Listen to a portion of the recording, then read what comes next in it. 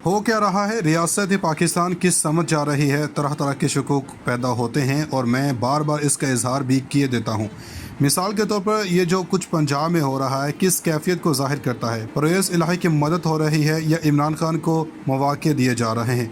कोई नहीं जानता एक माह होने को आए कि पाकिस्तान का सबसे बड़ा सूबा बग़ैर हुक्मरान के है, मामलात फिर भी कोई ना कोई चला रहा है। जो कुछ हुआ नाकाबिल फ़हम है कि हमजा शहबाज शरीफ का हल्फ उठाना भारी पड़ रहा है। जिस तरह गवर्नरी चलाई जा रही है और इसकी पुष्ट पर सदारत भी अपना किरदार अदा कर रही है, बिल्कुल अनहोनी सी बात लगती है। अदालतें भी धीरे धीरे इंसाफ दे रही हैं। रियासती इदारे हमेशा किसी ख़ास सूरत हाल के तकाज़ों के मुताबिक काम करते हैं। गज़ब खुदा का कि तादम तहरीर मरीम नवाज़ को पासपोर्ट वापस देने के लिए हाई कोर्ट के 4 बेंच टूट चुके हैं। हल्फ वफादारी का खुला मामला सामने है। अजीब सूरत हाल है। गवर्नर बरतरफ हैं, फिर भी हैं ये भी कह रहे हैं कि उस्मान बुज़ार का इस्तीफ़ा तो हुआ ही नहीं। तो ये परवेज़ इलाही क्यों इलेक्शन लड़ रहे थे? परवेज़ इलाही स्पीकर नहीं भी हैं और हैं भी। असम्बली के अंदर जो गुंडागर्दी हुई वो एक ऐसी दास्तान है जिस पर मार्शल लग जाया करता है। इलेक्शन ना करवाने पर अगर इरादा मजबूत हो तो निस्फ शब को अदालतें खुल जाया करती हैं। तहम पंजाब का मामला सुप्रीम कोर्ट ने लाहौर हाई कोर्ट के सुपुर्द कर दिया और लाहौर हाई कोर्ट को जल्दी नहीं है। ये सारी कहानी है क्या? और साथ ये भी कि बिलावल भुट्टो हल्फ नहीं उठा रहे। वो लंदन क्या लेने गए थे? क्या पंजाब के मामले पर यकसू नहीं है? पीपल्स पार्टी का अपना हिस्सा चाहिए। देखिए आज इमरान खान ने क्या ख़तरनाक बयान दिया। आर्मी चीफ का तकर्रुर मौजूदा वज़ीर-ए-आज़म नहीं करेगा कि वो आर्जी है। गोया ये सब बंदोबस्त जारी है और मैं आ रहा हूँ, ये तकर्री मैं करूँगा। रियासत पाकिस्तान के सालमियत पर यह आखिरी हमला था जो हो चुका है। इसमें कोई शक नहीं कि हमारे साबिक़ वज़ीर-ए-आज़म नहीं जानते कि वो क्या कहते हैं। मुत्तहिदा अरब अमारात पहुँचे शहज़ादे को या शायद सलमान को इनकलाब पर दर्स देने लगे। 20 मिनट की मुलाकात को तवील करते गए। ज़रा सोचिए इनकी बात कैसे सुनी गई होगी। चीन गए तो वहाँ वो तवक्को कर रहे थे कि सी पैक पर बात करने आए हैं। वो मुंतज़र ही रहे और ये उनसे राय मांगते रहे कि चीन का निज़ाम किस तरह पाकिस्तान में लाया जा सकता है। इन्होंने सबसे सुना वगरना बनाते कि इसके लिए मौज़े तंग अमरीशी होने की ज़रूरत है और एक लंबी इनकलाबी तारीख दरकार है। ट्रम्प से मुलाकात तो एक ऐसा तमाशा था कि आज तक इसके असर से नहीं निकले। वापस आए तो ये मज़ा सुनाया कि दूसरा वर्ल्ड कप जीत कर आया हूँ।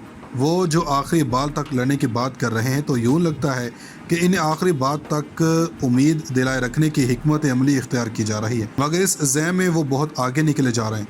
हर एक अपना खेल खेल रहा है। सियासी जमातें भी और गैर सियासी क़ुव्वतें भी। इमरान खान ने हर इदारे के ख़िलाफ़ छेड़छाड़ शुरू कर रखी थी।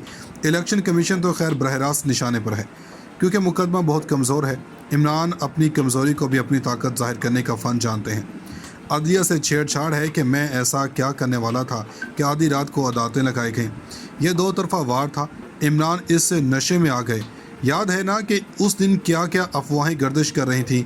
ये वो किस को बता रहे हैं कि नई आर्मी चीफ का तकर्रुर मेरे हाथ में है, मेरा साथ दो, ये बहुत बड़ी साजिश है, मुल्क इसका मुतहम्मिल नहीं हो सकता।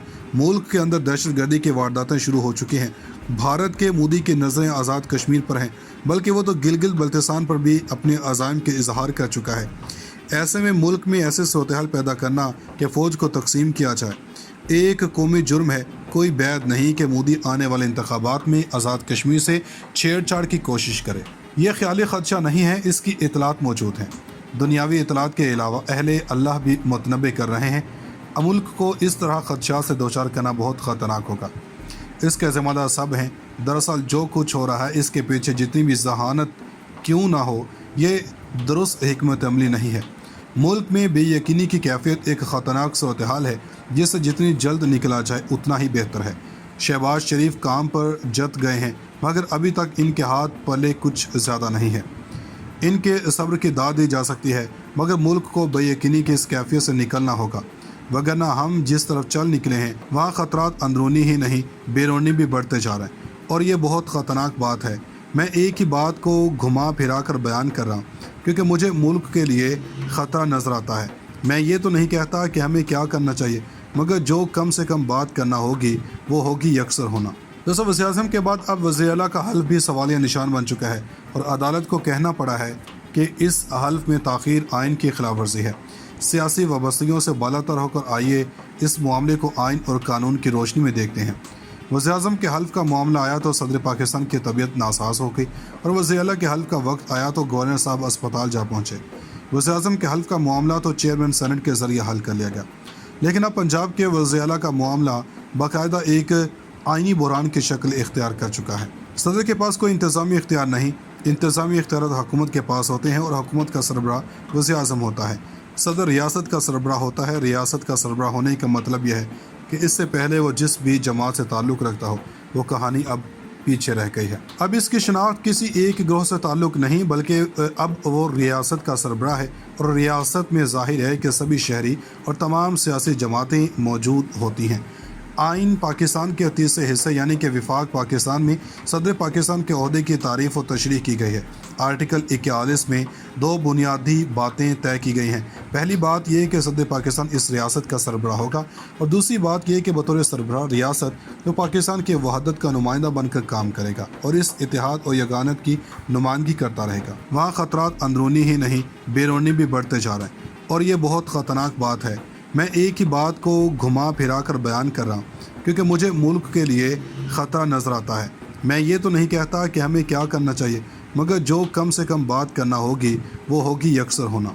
दोस्तों, वज़ीर-ए-आज़म के बाद अब वज़ीर-ए-आला का हल्फ भी सवालिया निशान बन चुका है और अदालत को कहना पड़ा है कि इस हल्फ में ताख़ीर आइन की खिलाफ वर्जी है। सियासी वाबस्तगियों से बालातर होकर आइए इस मामले को आइन और कानून की रोशनी में देखते हैं। वज़ीर-ए-आज़म के हल्फ का मामला आया तो सदर पाकिस्तान की तबीयत नासाज हो गई और वज़ीर-ए-आला के हल्फ का वक्त आया तो गवर्नर साहब अस्पताल जा पहुँचे। वज़ीर-ए-आज़म के हल्फ का मामला तो चेयरमैन सेनेट के ज़रिए हल कर लिया गया, लेकिन अब पंजाब के वज़ीर-ए-आला का मामला बाकायदा एक आइनी बुरान की शक्ल इख्तियार कर चुका है। सदर के पास कोई इंतज़ामी इख्तियार नहीं, इंतज़ामी इख्तियार हुकूमत के पास होते हैं और हुकूमत का सरबराह वज़ीर-ए-आज़म होता है। सदर रियासत का सरबराह होता है। रियासत का सरबराह होने का मतलब यह है कि इससे पहले वो जिस भी जमात से ताल्लुक़ रखता हो वो कहानी अब पीछे रह गई है। अब इसकी शनाख्त किसी एक ग्रोह से ताल्लुक़ नहीं बल्कि अब वो रियासत का सरबराह है और रियासत में ज़ाहिर है कि सभी शहरी और तमाम सियासी जमातें मौजूद होती हैं। आइन पाकिस्तान के 30 हिस्से यानी कि विफाक पाकिस्तान में सदर पाकिस्तान के ओहदे की तारीफ़ और तशरीह की गई है। आर्टिकल 41 में 2 बुनियादी बातें तय की गई हैं।